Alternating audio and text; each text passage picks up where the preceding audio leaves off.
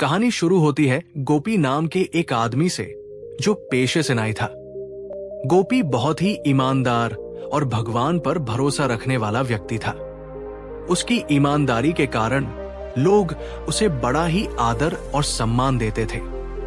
भगवान की दया से उसके पास 5 बच्चे थे। उसकी पत्नी भी बड़ी समझदार और नेक औरत थी।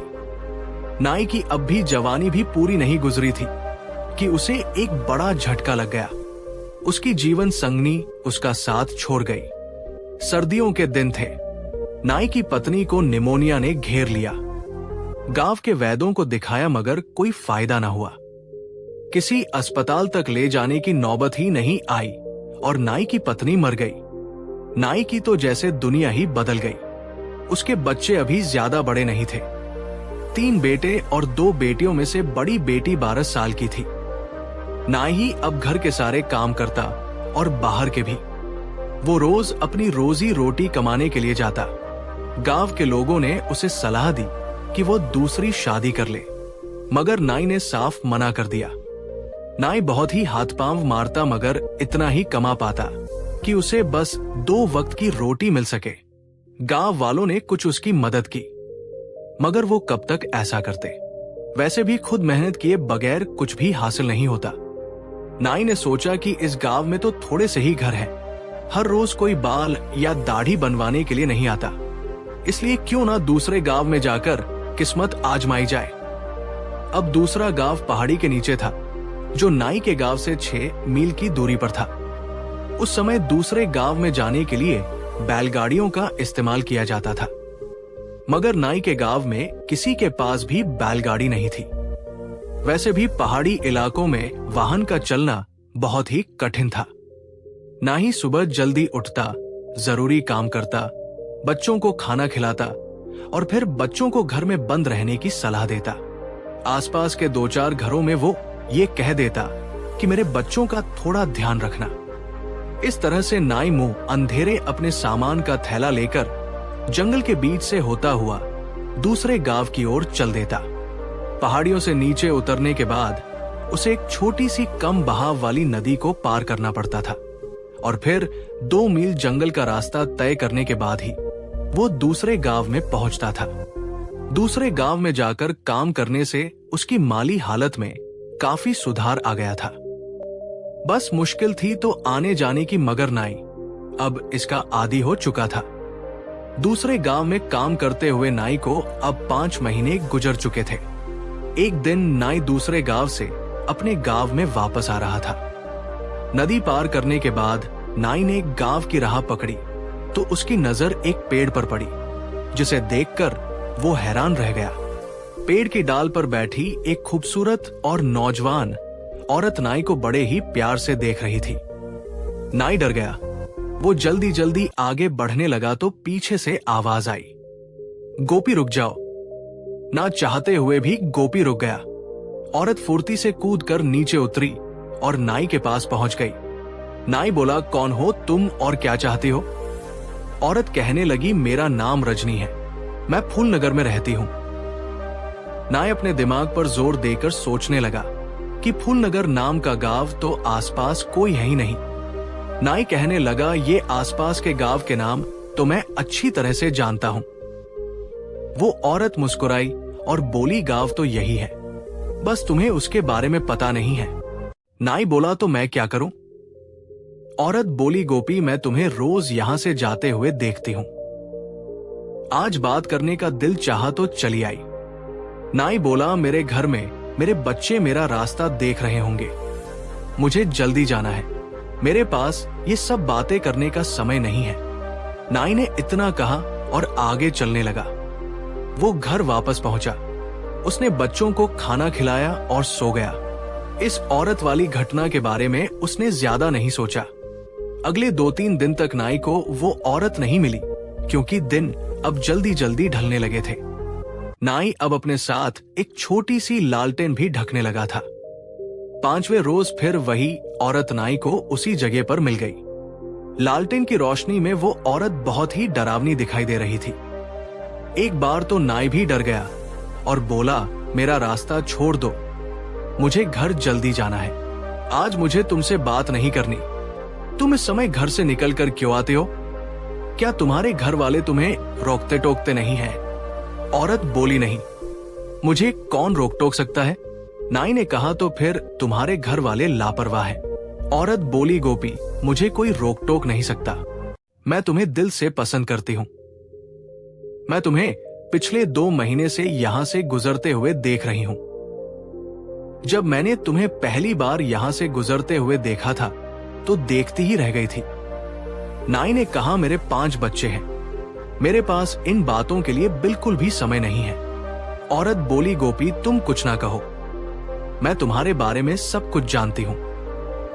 क्या तुम मुझसे शादी करोगे? उसकी इस बात पर नाई हक्का बक्का रह गया। नाई बोला, मैं तुम्हें जानता नहीं तो फिर शादी की बात तो बहुत ही दूर है। मैं बच्चों का पेट बड़ी मुश्किल से पालता हूं। शादी का बोझ उठाना अब मेरे बस की बात नहीं है। औरत ने कहा, गोपी, अगर तुम मुझसे शादी कर लोगे तो तुम्हारे घर के हालात सुधर सकते हैं। नाई ने कहा, अरे वाह, तुम्हारे पास क्या अलादीन का कोई चिराग है?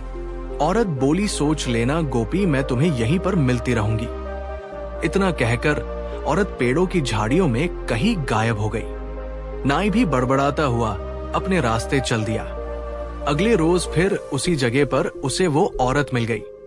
बोली, गोपी, तुमने क्या सोचा? नाई बोला, तुझे मुझ में क्या नजर आया? तुझे पता नहीं कि मेरे 5 बच्चे हैं।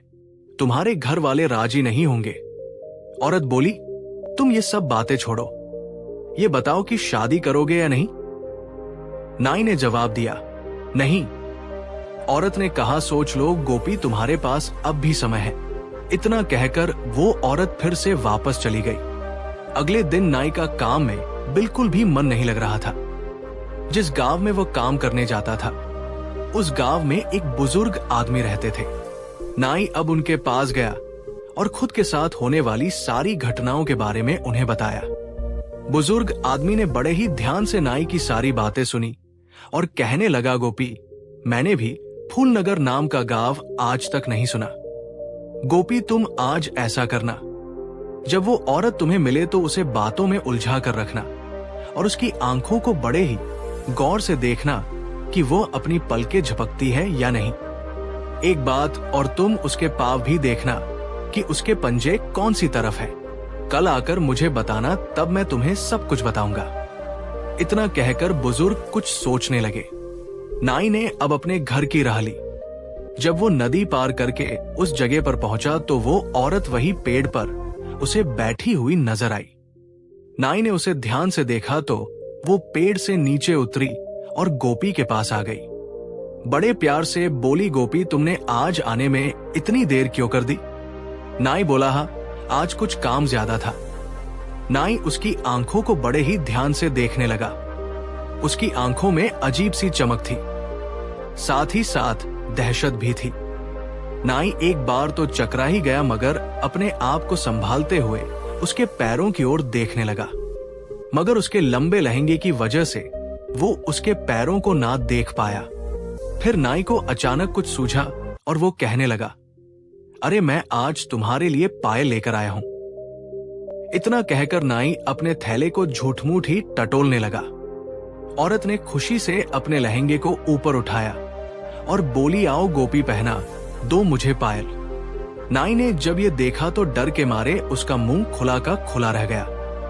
फिर वो जल्दी से बोला, अरे लगता है कि मैं पायल दुकान पर ही भूल आया हूं, कल आऊंगा तो लेता आऊंगा। औरत ने खुशी से कहा, ठीक है गोपी, कल जरूर लेकर आना, मैं तुम्हारा इंतजार करूंगी। इतना कहकर वो औरत पेड़ों की झाड़ियों में कहीं चली गई। नाई जल्दी जल्दी चलता हुआ अपने घर पहुंचा।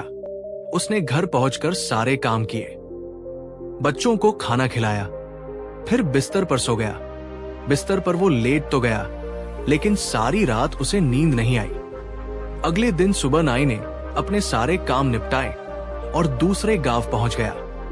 वो सीधा उस बुजुर्ग आदमी के पास गया और उसे कल बीती हुई सारी घटना बताई। बुजुर्ग ने कहा, मुझे जिस बात का डर था वही हुआ। नाई बोला, क्या मतलब है? बुजुर्ग बोला, उसने तुम्हें अपने गांव का नाम फूलनगर बताया है। दरअसल उसने अपनी दुनिया के गांव का नाम तुम्हें बताया है। उनकी एक अलग दुनिया होती है। कभी कभी गलती से वो हमारी दुनिया में आ जाते हैं। नाई बोला, जी आप मुझे साफ साफ बताइए, मुझे कुछ समझ में नहीं आ रहा। बुजुर्ग बोला, गोपी तुम जिसे औरत समझ रहे हो, दरअसल वो एक भूतनी है जो तुमसे सच्चा प्यार कर बैठी है। बुजुर्ग की बात सुनकर नाई के चेहरे का रंग उड़ने लगा। नाई बोला, अब मैं क्या करूं? बुजुर्ग बोले, वो तुम्हें नुकसान भी पहुंचा सकती है।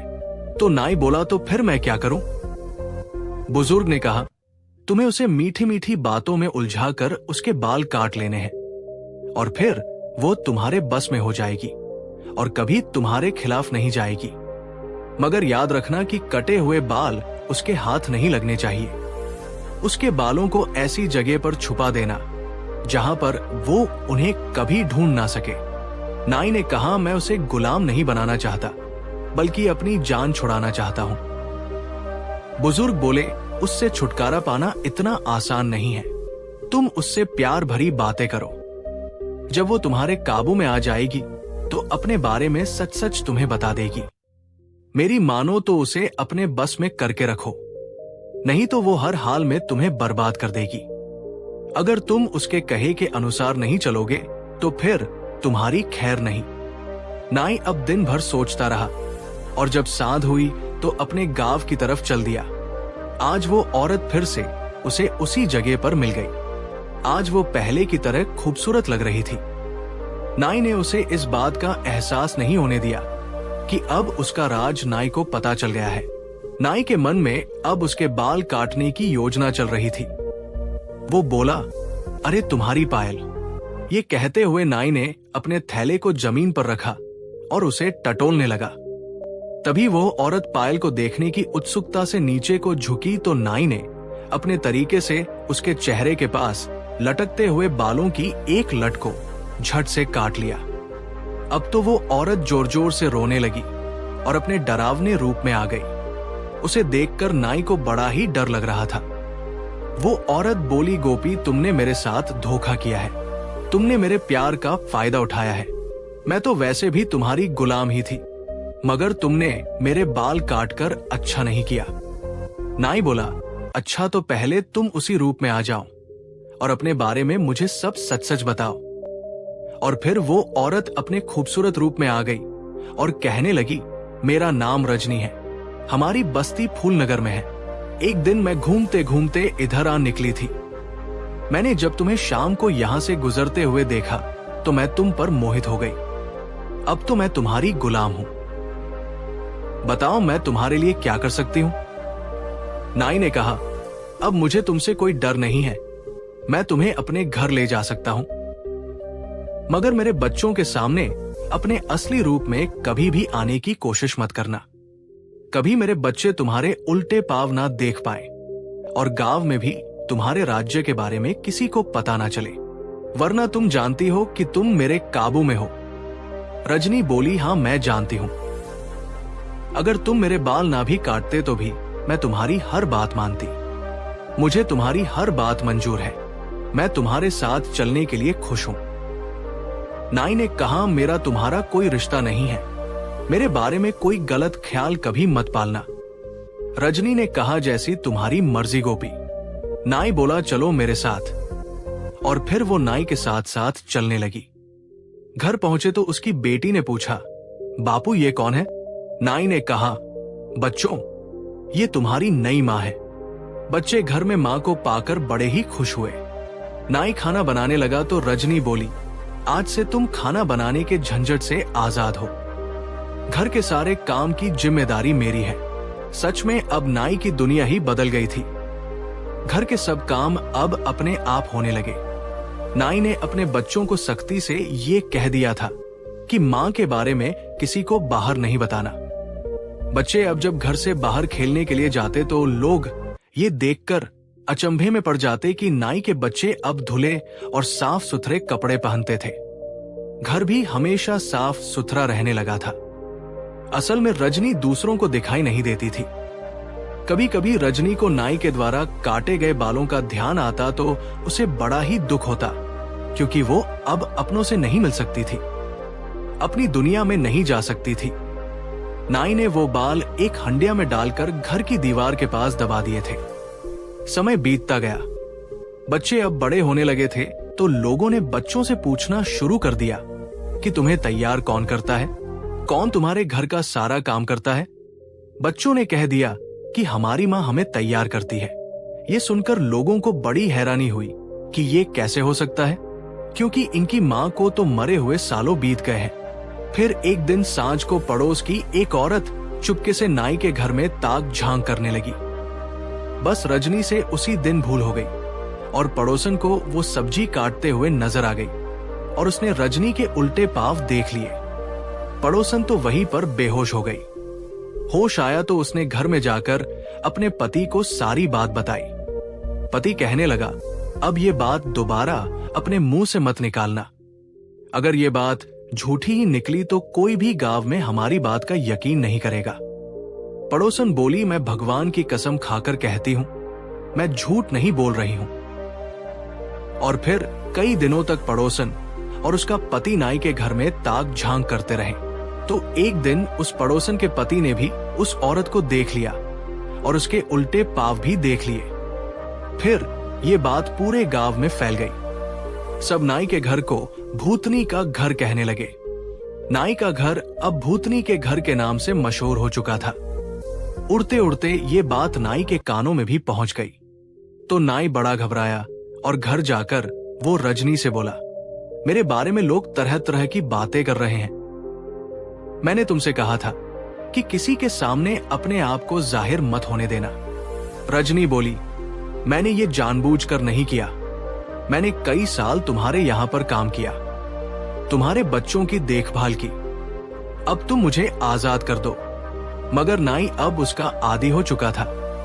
हर काम उसे तैयार मिलता तो कौन पागल उसे आजाद करे। नाई ने मना कर दिया। कुछ दिनों के बाद नाई का सबसे छोटा बेटा उसी दीवार के पास, जहां नाई ने रजनी के बाल हंडिया में डालकर छिपाए थे, वहीं पर खेल रहा था। खेल खेल में वो मिट्टी खोदने लगा। मिट्टी खोदते खोदते काफी देर हो गई तो रजनी उस लड़के के पास उसे कुछ खाने के लिए देने को आई। तभी उसकी नजर उस हंडिया पर पड़ गई। लड़का भी बोला, देखो मां, इस हंडिया में क्या है, मैं कब से इसे निकालने की कोशिश कर रहा हूं। रजनी ने हंडिया को बाहर निकाला तो अपने कटे हुए बालों को उसके भीतर पाया। रजनी ने झट से वो बाल लिए और उन्हें चूल्हे में डालकर जला दिया। अब रजनी नाई की कैद से आजाद हो चुकी थी। नाई जब शाम को अपने घर आया तो रजनी बोली, गोपी, अब मुझे यहां से जाना होगा। मुझे अपनों की याद आ रही है और तुम्हारे बच्चे भी अब बड़े हो गए हैं। अब मैं तुम्हारी गुलामी नहीं कर सकती। इस दौरान अगर तुम इस दुनिया से चल बसे तो मैं तो यहीं पर कैद होकर रह जाऊंगी। नाई बोला, हरगिज नहीं। रजनी बोली, मैं तो सिर्फ तुम्हें देख रही थी। असल में मैं तो अब आजाद हूं। तुम मेरे उन कटे हुए बालों की सुरक्षा नहीं कर सके। मैं जाने से पहले तुम्हारे लिए उस हंडिया में कुछ छोड़कर जा रही हूं। मैं तुम्हें इतना कुछ देकर जाऊंगी कि तुम्हारी अगली जिंदगी बड़े आराम से कटेगी। इतना कहकर रजनी वहां से गायब हो गई। नाई उसे आवाज देता रह गया, लेकिन वो नहीं रुकी। नाई अपना सिर पीट कर रोने लगा। नाई ने हंडिया को तलाश किया तो उसमें ढेर सारे सोने के सिक्के मिले। उन्हें देखकर वो खुश हो गया और सोचने लगा कि अब मेरी आगे की जिंदगी बड़े आराम से कट जाएगी। इसी गांव में रहते रहते अब इस कलंक को वो नहीं धो सका। लाख कोशिश की सफाई देने की, मगर लोग फिर भी उसके घर को भूतनी का घर ही कहते थे। अंत में नाई ने एक दूसरे शहर में नया घर ले लिया और अपने बच्चों के साथ वहीं पर रहने लगा। और अब उसका जीवन बड़ा ही सुखमय था। दोस्तों, आपको ये कहानी कैसी लगी कमेंट में हमें जरूर बताएं। साथ ही चैनल को सब्सक्राइब जरूर करें। धन्यवाद।